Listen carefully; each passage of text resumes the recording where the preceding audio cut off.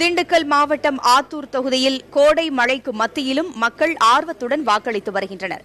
இதுகுறித்து செய்தியாளர் வீரமணிகண்டன் அளித்துள்ள தகவல்களை இப்பொழுது பார்க்கலாம். தற்போது நம்ம இருக்கக்கூடிய பகுதி திண்டுக்கல் மாவட்டம் ஆத்தூர் தொகுதி. இந்த தொகுதியில் பாத்தீங்கன்னா அதிமுக சார்பாக வேட்பாளர் நத்தம் விஸ்வநாதனும் திமுக சார்பில் ஐ பெரியசாமி நேரடியாக இந்த ஆத்தூர் தொகுதியில் நேரடியாக காண்கிறாங்க. இங்க பாத்தீங்கன்னா இந்த ஆத்தூர் தொகுதியை பொறுத்தவரை 2,68,402 வாக்காளர்கள் இருக்காங்க. தற்போது இன்னைக்கு காலையில் வாக்குப்பதிவு காலை 7 மணிலிருந்து வாக்குப்பதிவு நடைபெற்று வருது.